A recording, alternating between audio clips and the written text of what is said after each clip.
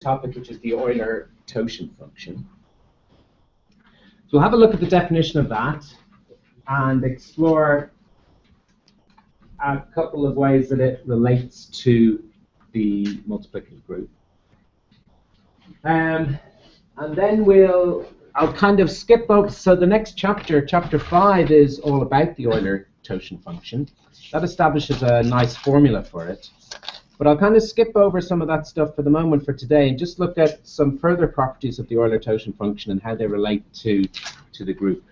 And this is to set you up for one of the parts of the coursework.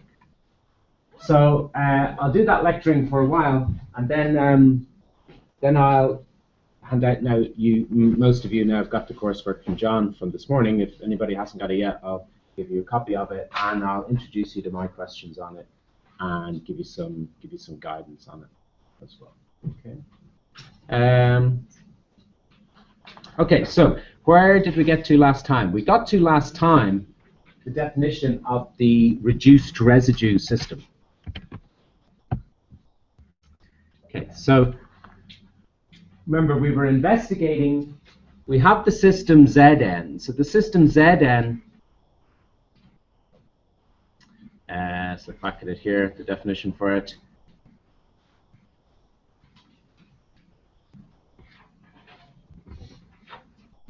So for any given modulus n, we think of the system Zn as, well, it's the set of all congruence classes modulo n. And we normally represent these congruence classes with these are called the kind of standard residues. 0, 1, 2, 3, up to n minus 1. These are also the set of possible remainders that you can get when you divide an integer by n.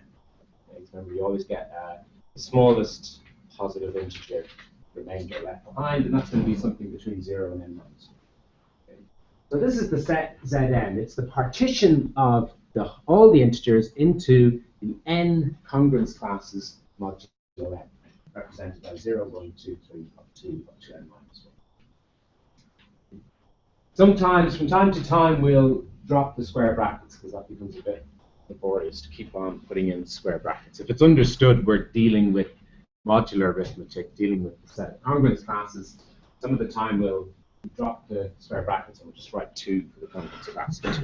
So we found that these formed a group under addition. Okay, remember the groups? Do I have the group axioms up here somewhere? I think I do, yeah. So a group is a system where you've got a set and an operation, and where the operation satisfies these basic kind of algebraic properties, then we call it a group. Then it qualifies as a group, and group theory is the study of systems like this and different possible structures and the different possibilities there are for groups. Okay. Turns out there's a whole kind of universe of groups. It's a very complicated structure, so there's a lot to investigate there in general. Now there's two, so I'm doing a bit of a recap here. There's 2 possible operations floating around that we might choose to attach to this set of congruence classes. The operation of addition of congruence classes and the operation of multiplication of congruence classes. Both of those operations amongst congruence classes, they're defined using the corresponding operation on integers. You add 2 congruence classes by taking the congruence class of the sum of 2 representatives. And similarly, that's how you multiply, how you find out what the product of 2 congruence classes is. Take a representative from each congruence class, multiply them, and look at the congruence classes of the result. And we had to prove that these were well-defined operations, that they didn't depend on the choice of representatives A and B, but they're well-defined on the level of the congruence classes. We investigated the addition operation first, and we found that, yeah, Zn does indeed form a group under addition. Okay, we looked at a few group operation tables. Then we investigated multiplication. And it turned out that we had to exclude a lot of elements because most of the elements, well, a fair number of the elements, modulo n, won't have multiplicative inverses. Okay. The only ones that do, and this is what we investigated last time, The only ones that do have multiplicative inverses are those which are co-prime to the modules. So we make this definition now. The reduced residue system, or the reduced partition, is not the whole partition of Z by modulo n, but just those congruence classes which represent numbers that are co-prime to n. These are the only ones that can have inverses. When you just look at this reduced set of congruence classes, this does form a group under multiplication. And we investigated that a little bit last time, and we more or less went through the proof of the 4 axioms last time. So that kind of brings us up to today, and up to introduce this object called the Euler Totient function. Okay?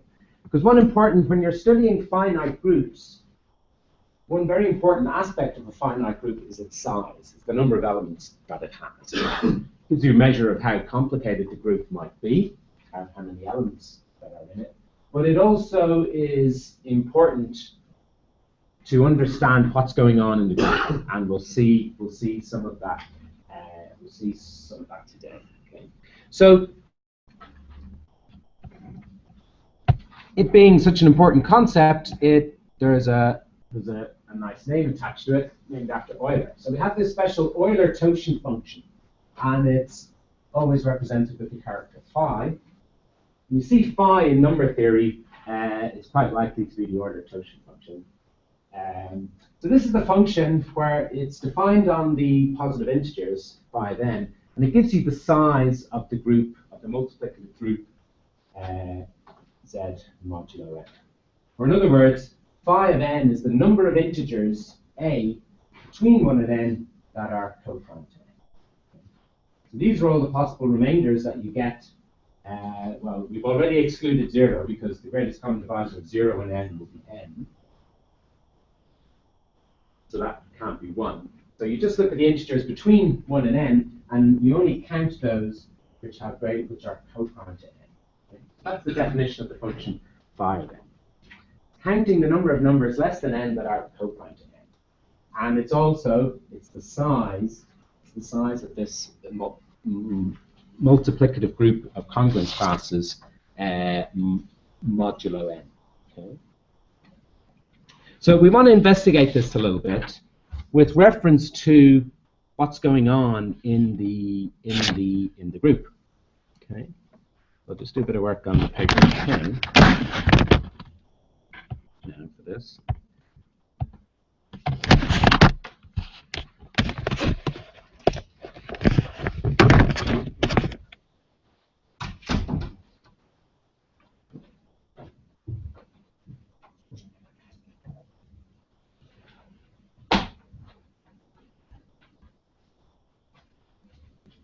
So we have this definition, phi of n is the number of elements. Sometimes you can write this like hash, the number of elements a satisfying 1 less than or equal to a less than or equal to n, such that GCD of a and n is 1. This is set to black and white.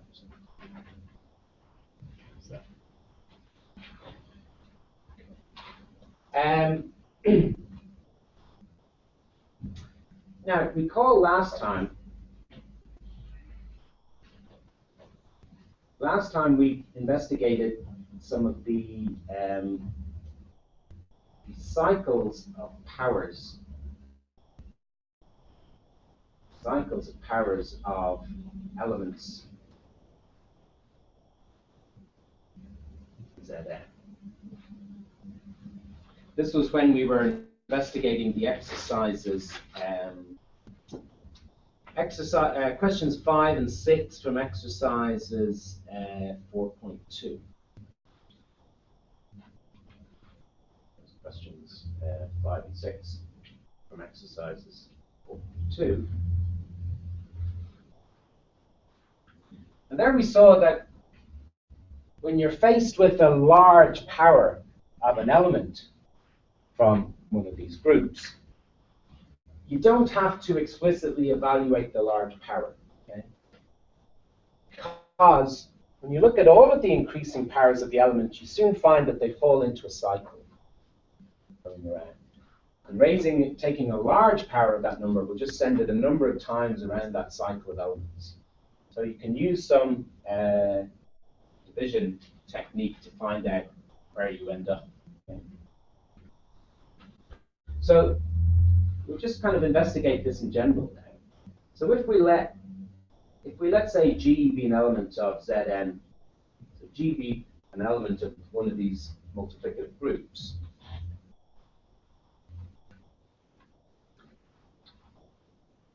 and if you consider the cycle or the set of elements,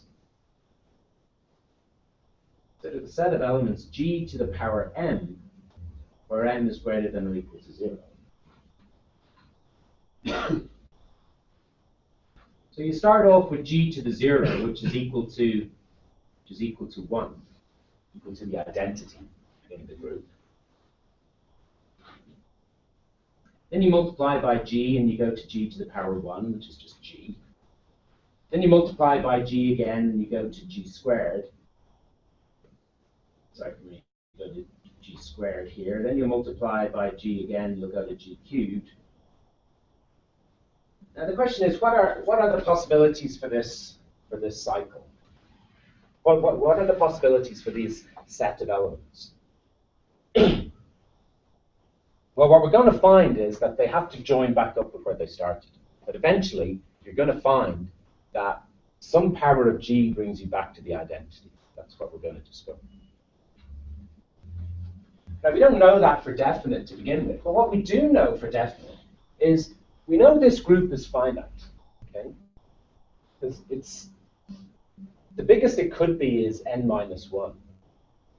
Okay, but it's probably smaller than that because it only consists of the congruence classes of integers that are co-prime to n. So the group is finite. So that means that at some point you must maybe you don't join up with the beginning point at the identity again. Maybe you join back up with the loop at some intermediate point. Because Zn is finite, somewhere we must, so somewhere meaning somewhere in this set of powers, G to the power m, somewhere we must repeat elements. So what that means is somewhere, i.e. there must exist m1 and m2, such that G to the m1 is equal to G to the m2. So there's an infinite number of powers. I can consider G raised to the power m for any n. There's an infinite number of powers, but there's only a finite number of objects in the group. So somewhere you must start repeating elements. Okay.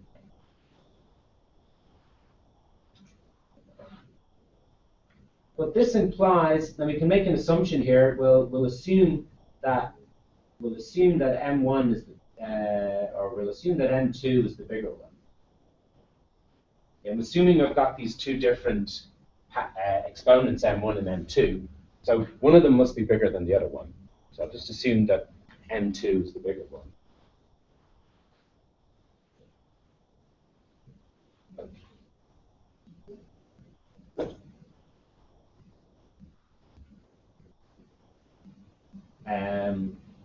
Let's be a bit careful here. Let's multiply both sides by G to the minus m1.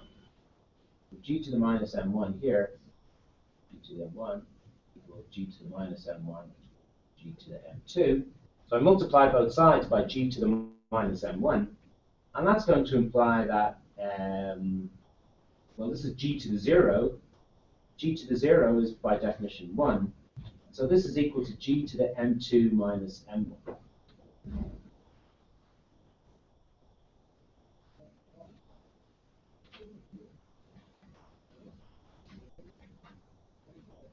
So that tells us that there is some point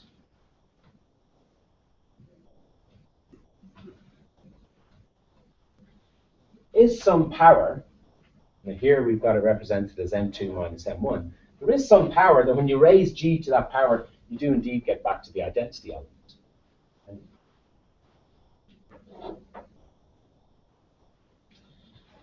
Increase the contrast or something.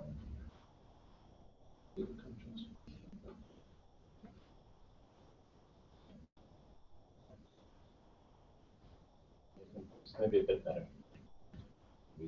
Yeah. So there is some point where you raise g to that power and you get back to the identity. Okay. So here we have a definition. The order of this element g in the group, in the multiplicative group of congruence classes, is the smallest positive m strictly bigger than 0, such that g to the m gives you the identity element, such that g to the m is equal to 1.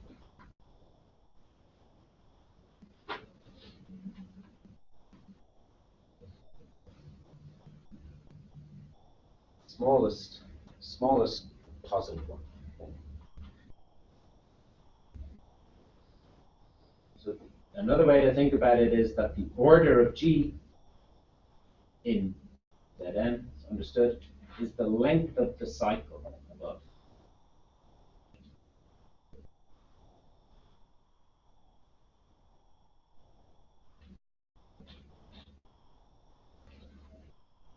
So the cycle of elements that we drew out here, g to the smallest positive g, such that g to the m is equal to 1. This is the first time you arrive back at the identity element. This gives you the length of this cycle. Cycle is 1 steps, 2 steps, 3 steps, 4 steps, 5 steps, and the nth step will be the last step where you for the first time step back to the identity element.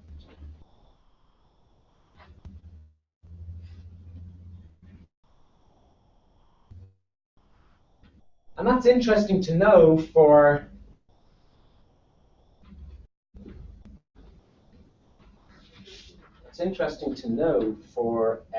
evaluating large powers.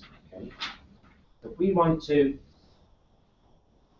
evaluate, or we want to find g to the power n, some large exponent n. Okay, so as you see in the coursework, that's what you're asked to do. This is the kind of problem you have to solve. Well, see, what happened to powers of g, as you raise g to different powers, you just go round and round this diagram.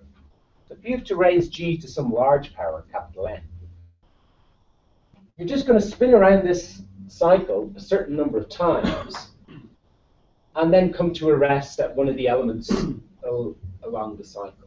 Now, if all you want to do is just evaluate g to the power n, you're not interested really in how many times you spin around the cycle. You're just interested in where you end up.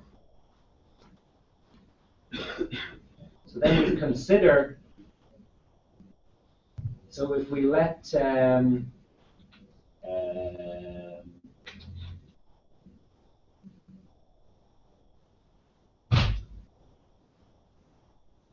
consider n, we'll divide it by m, and we'll get a remainder, where m equals the order of g.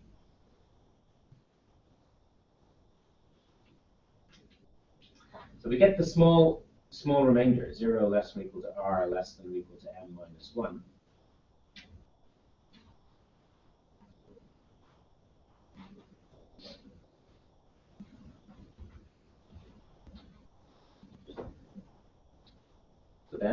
So this implies then that g to the n will be equal to g to the r.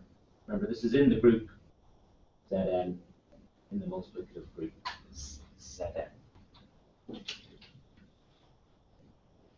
Because the large exponent, capital N, is made up of q multiples of the order. So this means you go around the cycle q times. We're going to go around the cycle q times. then finish up at the identity again. And then you've just got R powers of G left. So you're just going to count along R steps through the cycle, and you'll arrive at the answer. R is somewhere along the cycle, not equal to the identity. Well, it could be equal to the identity if R was 0. If n was just a straight multiple of n. Okay. So that's what we saw happening. We saw this happening. See this in questions 5 and 6 of exercise 4.2.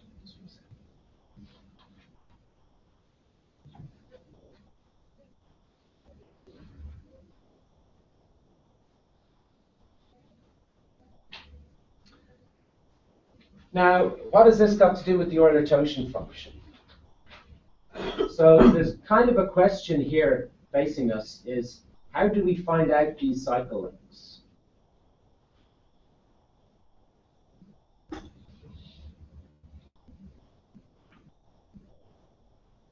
If you're given any group in any congruence class, you can, just by trial and error, you can start raising the congruence class to certain powers, start multiplying it by itself, and just watch what's happening.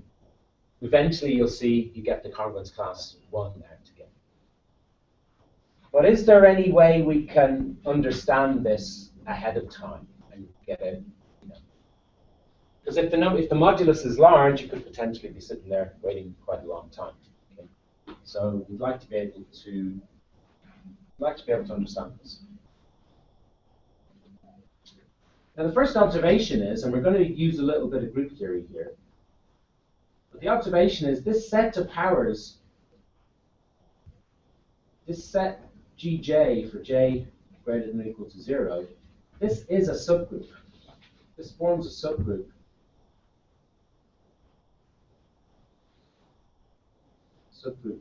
of G of Zn, the multiplicative group Zn.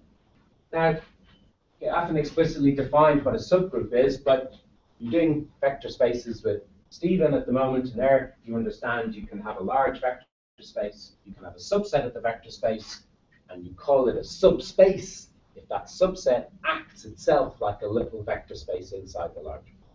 The subset is closed under the relevant vector space operations of addition, scaling, multiplication. Well, here it's simpler. Here we're in a group, so there's only one operation. Here we're multiplying congruence classes. So a subgroup is some subset of the containing group that itself acts like a little group. So this set of powers is acting, powers of G, all the powers of G, this is acting like a little subgroup. I mean, it's certainly closed. It's closed since if you multiply together any two powers, Gj1 by Gj2, well, that's by definition just G to the power of J1 plus J2. So it's clearly closed. You multiply two powers of G, you again get a power of G. It's a closed system under the operation. The operation is still going to be associative.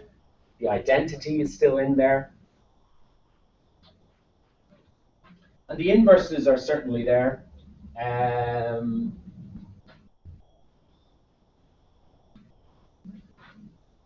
Still associative. It's fine. The identity, well, the identity in this group is 1, but that's equal to G to the power 0, which is included. Are all the inverses there? Well, if m equals the order of G,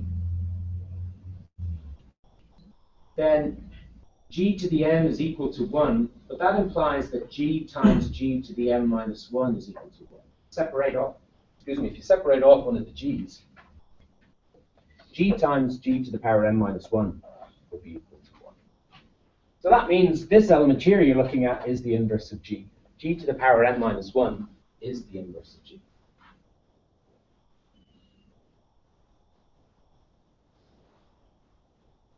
Is equal to G inverse. And so that implies that if you raise this to the power j, this will be the inverse element of Gj. So all the inverses all the inverses, which you think of kind of as negative powers of G, they all are contained here within this set of all the positive powers of G. Now it looks like that's an infinite set. An infinite set of powers of G, but actually it's probably better if I wrote it like this.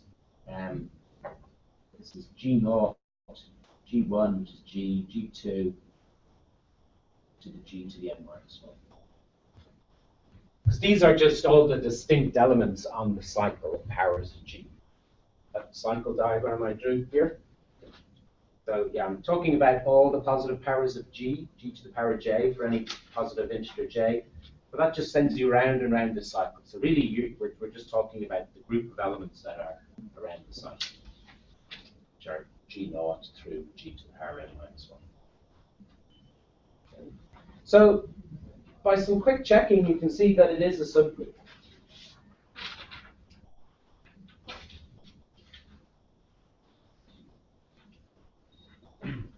So this set of powers, G0 up to Gm minus 1, of the element G, is a subgroup of Zn. It's of size m. There's m things in here. So we're counting beginning at 0 and going up to n minus 1. So there's m elements there. And here we're going to call upon a fact from group theory. Lagrange's theorem for groups, for finite groups.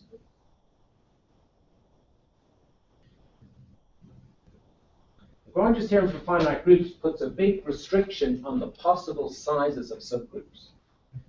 It says in a finite group,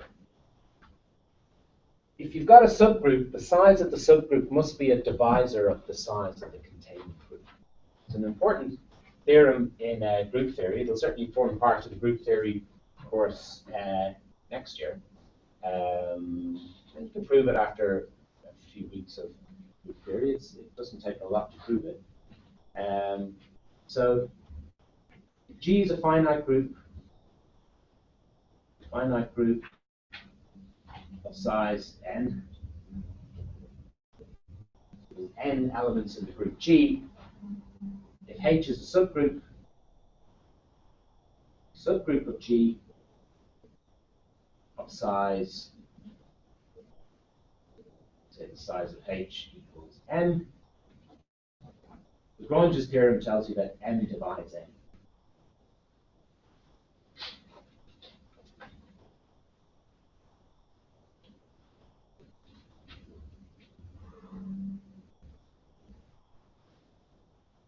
But space later on, I might give a kind of simplified proof of it or a sketch proof of it. Or I may just prove it in the context of these groups, Zn maybe. So remember a few lines ago I posed the question, how do we find out the lengths of these cycles? How do we find out the order of an element from one of these multiplicative groups? Well, we mightn't be able to find out the exact lengths of these cycles so easily. But because of Lagrange's theorem, we know that whatever the cycle lengths are, they must be a divisor of the size of the group. Okay. So interpreting this in Zn, it says that if G is an element of Zn of order m, i.e. G to the power m is equal to the identity 1, then m divides phi of n. Phi of n, remember, is the Euler Totient function of n, the size of this group. The number of elements that are coprime to n. Number of integers less than n that are coprime to n. So m divides the Euler Totient function. So in other words, that means that the Euler Totient function is some multiple of n.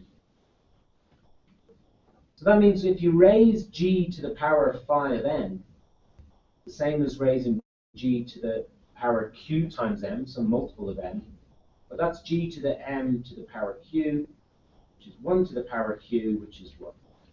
Which is the identity in this group.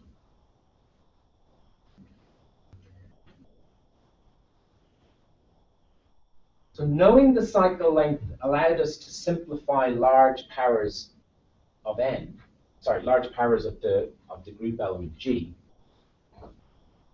So while it might be a difficult problem finding out the exact cycle length for any given group element, we do have this result here, that G to the power of, and this works for any element from the group, from the multiplicative group.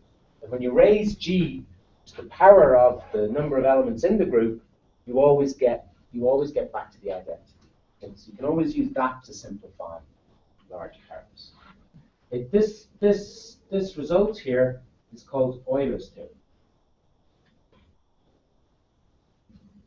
or Euler's lemma. This comes at the end of chapter 5. I've called it Euler's theorem. It goes under a few names. So we don't necessarily have to find out the exact cycle length. So we can use phi of n to simplify or to evaluate large powers g to the power n of an element from this group. We can break down the large exponent modulo the size phi of n of this group.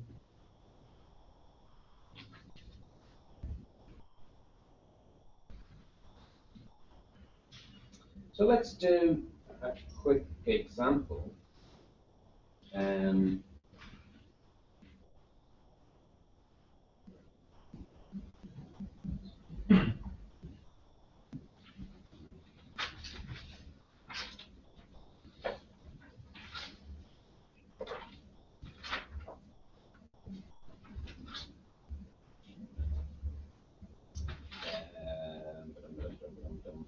Go back to those examples.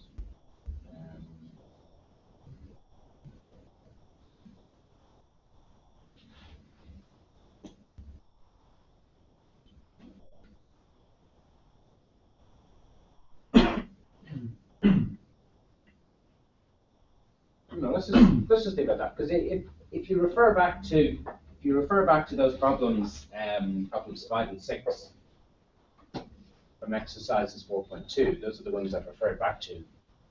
Yeah, we simplified these ones where we looked at 2012 to the power of 2012, where we're asking what is the remainder you get when you divide that by 5. So that's asking for what is this? What is the congruence class of this in the group Z5, in the multiplicative group Z5? And we answered that question by looking at the 2012 is in the congruence class of 2 modulo 5. So we looked at powers of 2. We found we had a short little cycle of powers brought you from the identity back to the identity. So you just simplified 2012 modulo the cycle length. And we did a similar thing for 2 to the power 50. And so on. I might have done 41 to the power 65.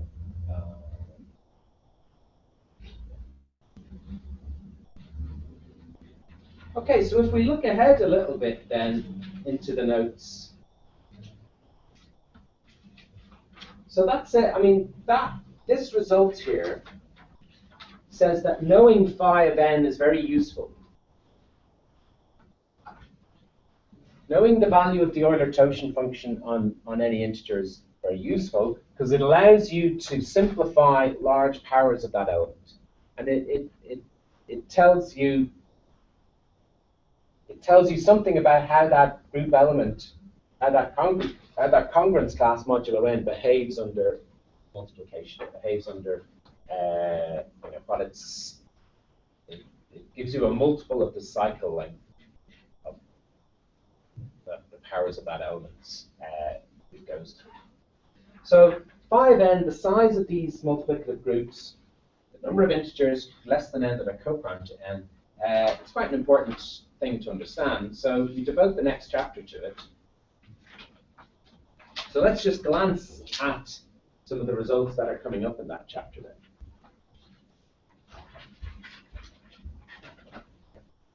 Now the first problem is how to calculate phi then. We've seen it has this nice property. We've seen Euler's lemma, just shown it to you at the end of which appears at the end of the chapter. But if you've got a modulus and you've got a number A which is co-prime to the modulus, so that means A is a congruence class in the multiplicative group. Then when you raise A to that power phi of n, okay, well I wrote it as G to the power of phi of n is equal to 1. If I'm talking about individual integers representing the congruence classes, it would be A to the power of phi of n is congruent to 1. Modulo n, it's the same result. So it certainly has some very nice properties, this value phi of n. So we'd like some way to evaluate it. Now at the moment, given the definition of it, its original definition, it does give you a way to evaluate it, because really it's just a counting function. Phi of n is the number of integers a less than n that are co-prime to n. So you can just go, given any particular n, if you're asked to evaluate phi of n, you just go through all the numbers less than n and test each one to see if it's co-prime to n. Okay, that's a pretty straightforward process. It agrees with the definition, but you can quickly see that for a large number n, that's going to practically be quite a hard thing to do. Okay? And plus, it doesn't really give you any insight into the structure of the function, or it doesn't give you any insight into the kind of meaningful structure within the function. All you're doing is just blindly counting the number of numbers less than n that are co-prime to n and testing each one. Very trial and error. It feels like a very naive way to evaluate a function. So does it have any better way of evaluating it? Is there some kind of formula for evaluating it? Is there some kind of formula based on n that will give you the value of phi of n? Well, there is. And this is what we spend most of this chapter developing. So we'll just look at this result before I show you the coursework. So this is the Euler Totient formula. It's a formula that allows you to evaluate phi of n. Phi of n equals all this. Now this is our large pi, so this is our product operator. So it's a product formula. It allows you to calculate the value of phi of n as a product of factors. Okay, there's some stuff to do with p's and exponents a's. Where are these coming from? These come from the canonical form of n, from the prime factorization of n. So we're calling back here to the fundamental theorem of arithmetic, which said that every integer can be written uniquely as a product of prime powers. So the formula for phi of n is based on the prime factorization of n. So the prime factorization of n is the product of all the pi's to the power ai's, and you consider every prime pi which divides n. They all get raised to a certain power, and you multiply them all together. That's the prime factorization of n. The formula for phi of n is still based on the pi's and the ai's. Now it has the structure, we reduce the exponent by 1 on each of the primes, and we have an extra factor of pi minus 1. Okay. They can kind of get a clue to some of where that formula is coming from. So that's the kind of subject of chapter 5, is the proof of that formula. Can we answer this question? What is phi of a prime p? Or in other words, how big is the group, the multiplicative group of congruence classes ZP?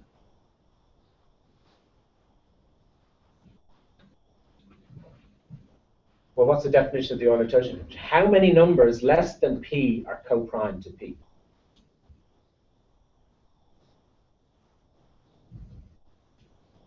P is a prime number. So how many numbers of the numbers less than that prime are going to be co-prime to p? A few of them? Most of them? So let's think of a prime number like 17. Which of the numbers less than 17 are co-prime to 17? Well, what does co-prime mean? Being co-prime means you don't share any common factors. But you see, 17 is a prime number, so it doesn't have any factors to share with anything, except for itself, 17. So numbers larger than 17 can fail to be co-prime to 17. Because it could be 34. The greatest common divisor of 17 and 34 is 17. They share the factor 17. But numbers less than 17, all of them have to be co-prime to 17. 17 has no small factors to share with anything apart from 1, which is the trivial factor. So all of the numbers less than 17 are co-prime to 17. So for any prime, phi of p is p minus 1. Or in other words, the size of the group, the multiplicative group of congruence classes, modulo p is p minus 1. And that kind of gives a clue to why there's this extra factor of p, pi minus 1. Doesn't explain why we're reducing the exponent there by 1, but it gives you a bit of a clue to some of the stuff that's going on in the proof of that. Okay.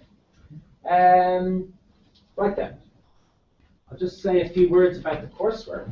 Was there anyone who didn't get the coursework earlier on? Okay, so I'll just hand them out now.